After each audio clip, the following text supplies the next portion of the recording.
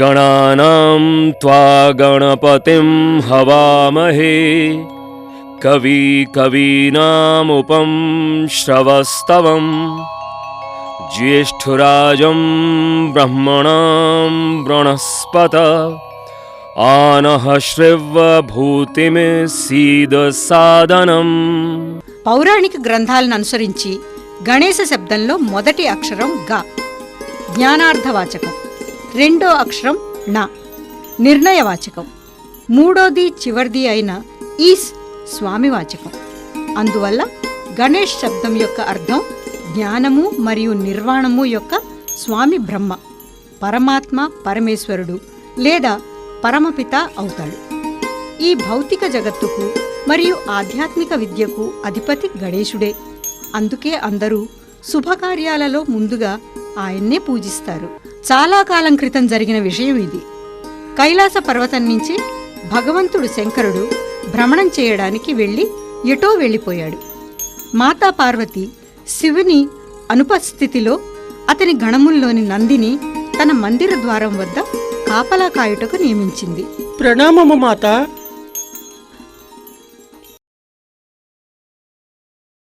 ప్రణామము మాతా. చూడు నందీశ్వర, నీవు స్వామికి అత్యంత ప్రముఖమైన నందివి. అందుకే నీకొక బాధ్యతను అప్పగించుచున్నాను. ఆజ్ఞాపించు తల్లి. నేను స్నానం చేయడానికి వెళ్తున్నాను. నువ్వు లోపలికి ఎవ్వర్నీ రానియవద్దు. ఎవ్వర్నీ రానియవద్దా? ఎవ్వర్నీ రానివ్వద్దు. ఒకవేళ నా ఆజ్ఞను ధిక్కరిస్తే నా కోపాన్ని చవిచూడాల్సొస్తుంది. అలాగే తల్లి, తమ ఆజ్ఞ శిరసా వహిస్తాను. ఓ, స్వామి భ్రమణం నుండి తిరిగి వచ్చారా? స్వామి నేరుగా మందిరం వైపు వెళుతున్నారే. ఇప్పుడు నేనేం చేసేది? ముల్లోకాలను ఏలే ప్రభువు, ఈ కైలాస అధిపతి, మాతా పార్వతికి భర్త. అలాంటి ఆయన్ను లోపలికి వెళ్లకుండా నేనెలా అడ్డగించను? కానీ తల్లి ఆజ్ఞను కూడా నేను పాటించాలే. ప్రణామము స్వామి. ఓ నందీశ్వరా, నువ్విక్కడే ఉన్నావా? ఆజ్ఞాపించండి స్వామి. గణాల ఒక సమూహము కాననవనంలో నీకోసం ఎదురు చూస్తోంది. నీవు ఇప్పుడే కాననవనం వెళ్ళు. కాని ప్రభు, ఎలా చెప్పను? మాతా పార్వతి ఇక్కడ కాపలా ఉండమని ఆజ్ఞాపించిన విషయం. కానీ గీనీ లేదు, ఇప్పుడే నువ్వు వెళ్ళాలి. ఇప్పుడేం చెయ్యను? కాననవనం వెళ్ళకపోతే స్వామి ఆగ్రహిస్తారు. లోపలికి స్వామిని పంపిస్తే తల్లికి కోపం వస్తుంది. నందీశ్వరుడు పాపం పెద్ద సందిగ్ధంలో పడిపోయాడు. అక్కడ మహాశివుడు నేరుగా పార్వతి స్నానం చేస్తున్న చోటుకే వెళ్ళాడు. ఇది ప్రభువు త్రిశూలము ధ్వనిలా ఉంది. అలాగే అనిపిస్తోంది. కానీ స్వామి లోపలికెలా వచ్చారు? నేను లోపలికి ఎవరినీ రానివ్వద్దని నందికి ఆజ్ఞ ఇచ్చానే. సఖి, ఏదైతేనే ప్రభువులను నందీశ్వరుడు అడ్డగించలేకపోయాడు. నంది కూడా ప్రభువుల గణములలోని వారే కదా. ఇది ఘోర అన్యాయం. నందీశ్వరుడు స్వామి గణముల్లోని వాడైనంత మాత్రాన నా ఆజ్ఞ పాటించడా? నీవు స్నానం చేయుచున్నావా పార్వతి? అవును, కానీ నా స్నానం పూర్తి కాలేదు. ఎందుకంటే నా సఖులంతా మీ ఆగమనం తెలుసుకుని వెళ్ళిపోయారు. అంటే నేనిక్కడకు రాకూడదన్నమాట? అవును, రాకూడదు. నేను నందీశ్వరుని ఆజ్ఞాపించాను, మందిరంలోకి ఎవ్వరినీ అనుమతించవద్దని. నా ఆజ్ఞను అవహేళన చేశాడు. ఇది నా ఇల్లు. నా ఇంటిలోనికి నేను రావటానికి నంది అనుమతి తీసుకోవాలా? అవును, మీరు నా భర్తే కావచ్చు, కానీ మిమ్మల్ని నంది అనుమతించకూడదు. నంది స్వామి గణంలోనివాడు, వారి ఆజ్ఞనే పాటిస్తాడు. అందుకే స్వామి నేరుగా మందిరంలోకి వచ్చేశారు. అరే, నేడు సఖి ఏంటో చింతిస్తున్నట్లుందే. సఖి, నేను ఈ రోజు ప్రాతకాలంలో జరిగిన సంఘటన గురించి ఆలోచిస్తున్నాను. నంది నా ఆజ్ఞను పాటించక నన్ను చాలా బాధించాడు. నంది ప్రభువుల, అందుకే మీ ఆజ్ఞను గంభీరంగా తీసుకోలేదు. మీరు కూడా ఓ గణాన్ని తయారు చేయకూడదు. నిజంగానా? అందుకే చెప్తున్నాను సఖి, కేవలం నీ ఆజ్ఞనే శిరసావహించే గణాన్ని తయారు చేసుకో. ఆలోచన బాగానే ఉంది, అలాగే చేస్తాను. తన సఖుల మాటలు విని తన శరీరానికి లేపనంగా పూసిన సున్నిపిండిని తీసి ముద్ద చేసి ఒక బాలుని ఆకారం చేస్తుంది. బాలునికి బలిష్టమైన బాహువులు ఏర్పరిచాను. ఆహా, ఎంత అందంగా ఉన్నాడో, ఎంత బలంగా కనిపిస్తున్నాడో. పార్వతి బాలుని తయారు చేసి అతనికి ప్రాణం పోస్తుంది. అతన్ని ఆశీర్వదిస్తూ ఇలా అంటుంది, ఆహా నా బిడ్డ, నువ్వు నా కుమారుడివి. కేవలం నిన్నే నా సొంతమని అనగలను. ప్రణామము మాత. ఆజ్ఞాపించు తల్లి, నీకేం సేవ చేయగలను నేను? ఇది తీసుకుని నాతో రా కుమారా. కుమారా, ఇప్పుడు నువ్వు ఇక్కడ నిలబడు. నా అనుమతి లేకుండా ఎవ్వరిని లోపలికి రానివ్వద్దు. అలాగేనమ్మా. పార్వతి బాలుడిని ద్వారం వద్ద నిల్చుండబెట్టి లోనికెళ్ళిపోయింది. బాలుడు తల్లి ఆజ్ఞను పాటిస్తూ ద్వారం వద్ద కాపలా కాయుచున్నాడు. అప్పుడే మహాశివుడు తన గణాలతో అక్కడికి వస్తాడు. అరే, ఈ బాలుడెవరు? ప్రభు, మాకు తెలియదు. ఈ బాలుణ్ణి ముందెన్నడూ చూడలేదే. మరి ద్వారం దగ్గర ఎవరి ఆదేశంతో కాపలా కాస్తున్నాడు? ప్రభు, నేను అడిగి తెలుసుకుంటా. లేదు, నేనే అడిగి తెలుసుకో. ఇప్పుడు లోనికి ఎవరూ వెళ్ళకూడదు. మూర్ఖ బాలుడా, నేనెవరో తెలుసా? తప్పుకో దారిలోంచి. అది విని బాలుడు ఇంకేం మాట్లాడకుండా కర్రతో శివునిపైకొస్తాడు. ఓరి దుష్టుడా, నీవేం చేయుచున్నావు? మూర్ఖుడా, నేను పరమశివుడను. నీవు ఎవరి ఆజ్ఞతో ఇక్కడ కాపలా కాయుచున్నావు? నేను మాతా పార్వతి ఆజ్ఞతో ఇక్కడ కాపలా కాస్తున్నాను. మాతా పార్వతి ఆజ్ఞ? ఆమె నన్ను ఇక్కడ నిలబడి ఎవరిని లోనికి రానివ్వద్దని ఆజ్ఞాపించింది. తప్పుకో దారివు, నన్ను లోపలికి వెళ్ళనివ్వు. నేను తప్పుకోను. నేనెవరిని వెళ్ళనియను. ఎవరి మూర్ఖుడు ఇక్కడేం చేస్తున్నాడు? అతన్ని బయటకు పంపండి. బాలుణ్ణి బయటకు పంపమని చెప్పి శివుడు కోపంతో అక్కడి నుంచి వెళ్ళిపోతాడు. గణాలు బాలుణ్ణి చుట్టుముట్టారు. ఓ బాలుడా, చాలా చిన్నవాడివి కానీ గట్టివాడివేనే. చిన్నవాడినే కానీ నన్ను బయటకు పంపగలవని అనుకోవద్దు.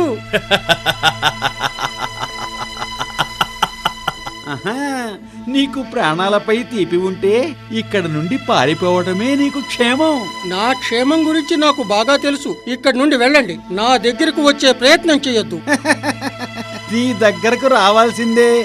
ఎందుకంటే స్వామి ఆజ్ఞాపించారు నిన్ను బయటకు పంపమని. మర్చిపోవద్దు, నీవు మాతా పార్వతీ గణానివైతే మేము మహాశివుల గణాలం. మీరు భగవంతుడు పరమశివుని గణాలు. నేనేం చేయను? పార్వతి, ఆ విషయం చెప్పడానికే వచ్చాను. మీ కుమారుణ్ణి ప్రభు గణాలు చుట్టుముట్టే. సఖి, నా కుమారుడు అత్యంత బలవంతుడు. గణాలను చిన్నాభిన్నం చేసేస్తాడు. ఒకవేళ వాళ్ళని ఎదుర్కోలేకపోతే? అలా చేయలేకపోతే నేను ఆలోచించు. ఒకవేళ నీ కుమారుడు వాళ్ళని ఎదుర్కోలేకపోతే మీకెంత ప్రతిష్ట? స్వామి నా భర్త, కానీ లోనికి రావాలని అంత పట్టుదల దేనికి? ఏం చెయ్యాలన్నా త్వరగా చెయ్యి. సరే, ఏం జరగబోతోందో దాన్ని జరగనివ్వండి. నీవు నా కుమారుని వద్దకు వెళ్ళు. ఏం చెప్పంటారు? ఎవరికి లొంగిపోవద్దు అని చెప్పు. అర్థమైంది, బాగా అర్థమైంది. కుమారా. ఏంటి దేవి?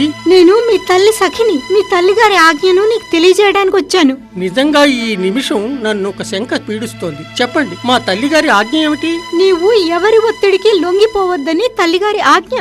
ఓ, ఇప్పుడు నాకే శంక లేదు. నేను ఇక ఈ గణాలను ఎదుర్కోగలను. అయితే నువ్వు ఎవరిని లోపలికి పంపించవు కదా? అస్సలు పంపను.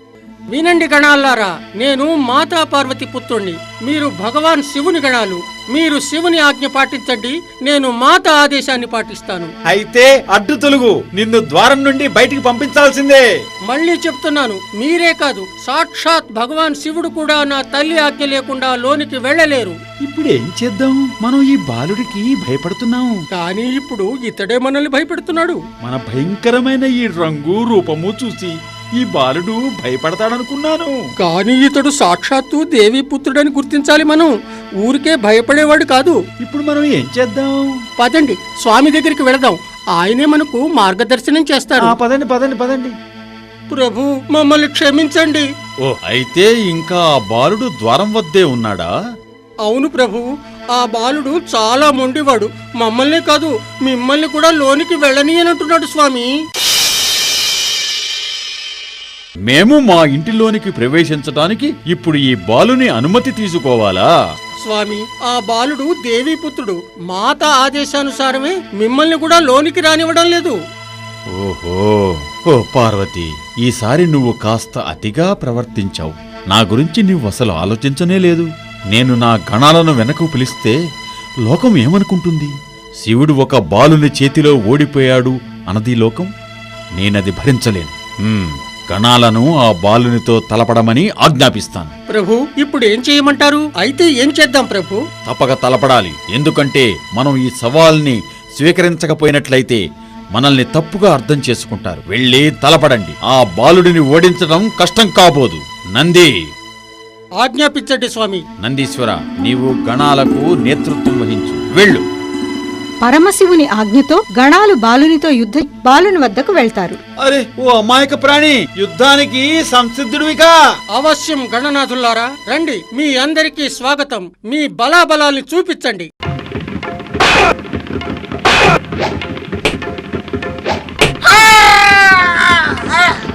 ఈ బాలుడు నంది పని పడుతున్నాడు.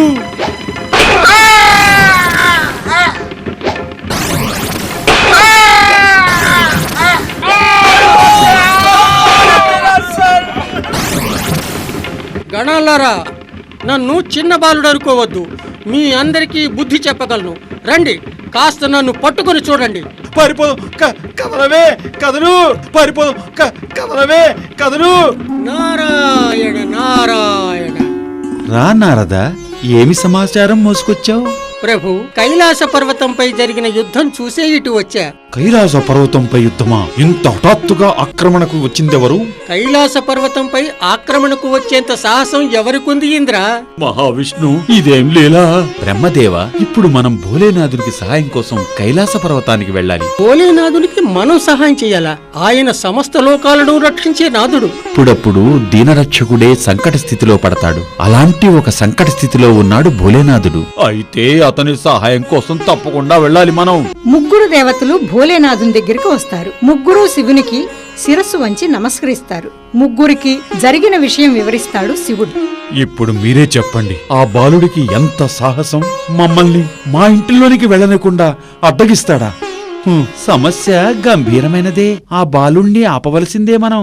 ఇప్పుడు మీరే ఏదో ఒకటి చేయగలరు.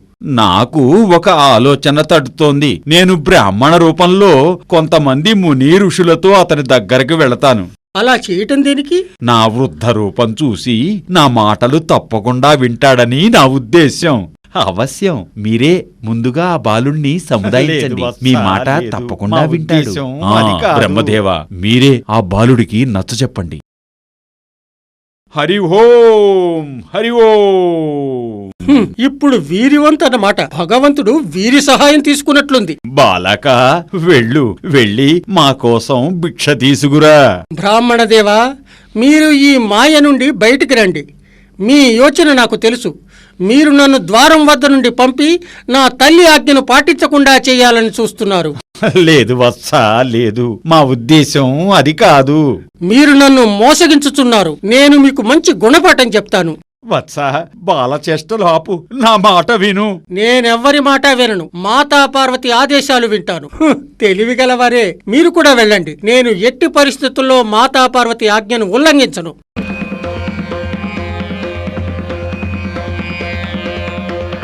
ప్రభు, మొండి పిల్లలకు ప్రేమతో చెబితే అర్థం కాదు. దండనే వారికి తెలిసిన భాష. విషయం చాలా దూరం వచ్చింది. దేవరాజు ఇంద్రుని మాటలు అమలు చేయాల్సిందే. కాని మీరు చేసే ఈ పని వల్ల ఏ అనర్థం జరగకుండా చూడాలి. అనర్థం జరుగుతుందని మనం మిన్నకుంటే ఆ మొండి బాలుడు నన్ను కైలాసాన్నే వదిలేసి వెళ్ళమంటే ఒకసారి ఆలోచించు. అలా అనగలడు కూడా. మొండి పిల్లలు ఏదైనా చెయ్యగలరు. దేవేంద్ర. దేవేంద్రుడితో దేవతలు, కార్తికేయునితో గణాలు కలిసి బాలుణ్ణి చుట్టుముడతారు. ఐరావతం ఘీంకారము, వెనువెంటనే గణముల అరుపులు, దేవతల కోలాహలం విని బాలుడు వారందరూ రావటం గమనిస్తాడు. ఓహో, ఈసారి వీరంతా కలిసి వస్తున్నారన్నమాట. ఒక్కరిని కూడా వదిలిపెట్టను. సఖీ, జరగకూడదు జరుగుతోంది. ఏమైందో చెప్పు, పొడుపు కథలొద్దు. మీకు బయట కోలాహలం వినిపిస్తుందా? వినిపిస్తోంది. ఈ కోలాహలం ఆ సేనది. నీ పుత్రుడితో యుద్ధం చేయడానికి వచ్చిన సేనది. ఏమిటి, అందరూ కలిసి నా పుత్రుణ్ణి సతాయించడానికి వచ్చారా? ఒక్క పసిపాలుడు వీరందరినీ ఎదిరించగలడా? పాలుణ్ణి కట్టుదిట్టం చేయడానికి కార్తికేయుడు, ఇంద్రుడు ఈ సేనకి నేతృత్వం వహిస్తున్నారు. కుమారా, నా వల్ల నీకెంత కష్టం వచ్చింది. నేనేమైనా చెయ్యాలిప్పుడు.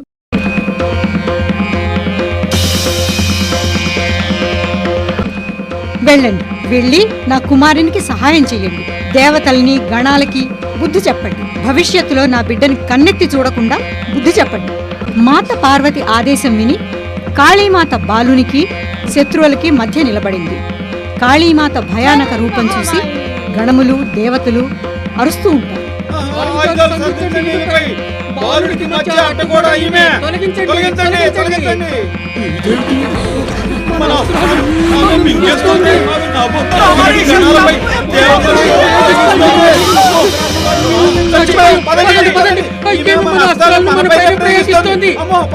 తక్షణ కర్తవ్యం ఏమిటి?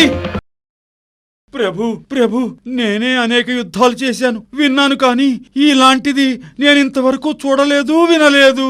ఆ బాలునికి సహాయం చేయడానికి 2 దేవీమాతలొచ్చారా? అయితే ఇక నా చేతులతో అతన్ని నాశనం చెయ్యాలి. సరే, నేను బాలునితో యుద్ధం చేస్తాను.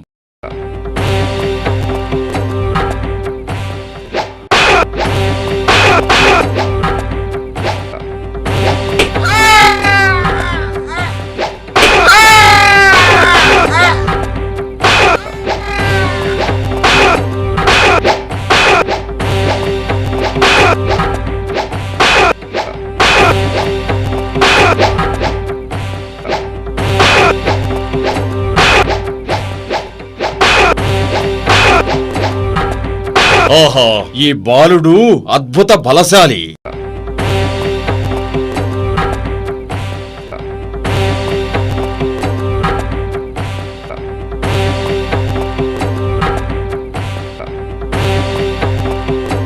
దేవీ దుర్గా ఇప్పుడు స్వయంగా త్రిలోకపతి బాలునితో యుద్ధం చేయడానికి వచ్చారు. ఇప్పుడు మనం ఏం చేయాలి? దేవి కాళి, మన శక్తినంతా బాలునికి ప్రదానం చేస్తే విష్ణుని మాయలు కూడా బాలుని ఏమీ చేయలేవు.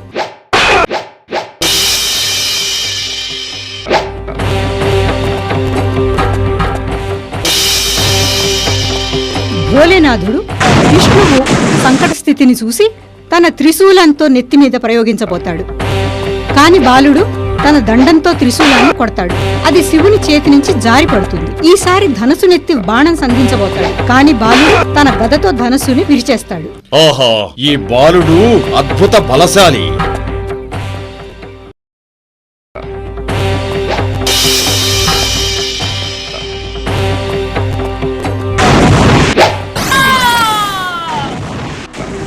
సఖి పార్వతి, ఘోర అనర్థం జరిగిపోయింది. నీ కుమారుణ్ణి మోసంతో త్రిలోకపతి విష్ణు మరియు భోలేనాథుడు కలిసి చంపారు.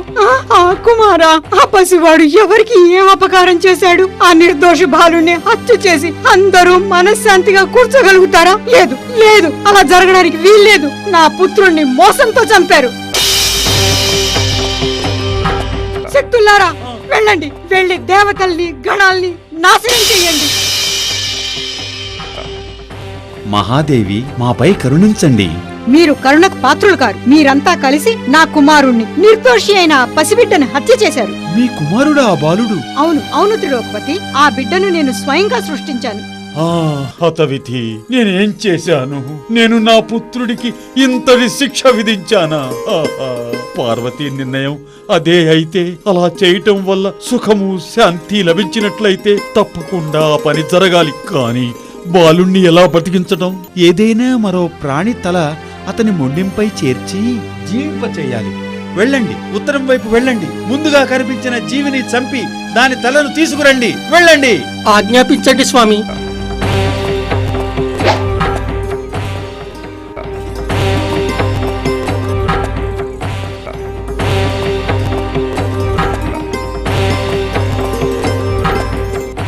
దేవి, తీసుకోండి మీ కుమారుడిని. నేను అత్యంత ప్రసన్నంగా ఉన్నాను. మీరంతా నా కుమారుణ్ణి తిరిగి పునర్జీవింపచేసి మహాకార్యం చేశారు. కానీ బాలునికి మీరేం పదవి ఇవ్వగలరు? పార్వతి, నన్ను క్షమించు. నేను అపరాధము చేసినాను. అహంకారం పురుషులకు స్వాభావికమే. ఆ గర్వమే నన్ను నా బిడ్డని వధించేటట్లు చేసింది. ఈ వీరబాలుడు నా 2వ కుమారుడు. ఓ కుమారా, నీవు బాల్యావస్థలోనే అద్భుత వీరత్వం చూపించావు. నీవు నా గణములలో ప్రముఖుడవుతావు. అందుకే నిన్ను అందరూ గణపతి అంటారు. నీకు అనంతకాలం వరకు పూజలు జరుగుతాయి. అన్ని శుభకార్యాల్లో అందరికంటే ప్రథమముగా నిన్నే పూజిస్తారు. అందుకే నిన్ను అందరూ గణేష్ అని కూడా అంటారు.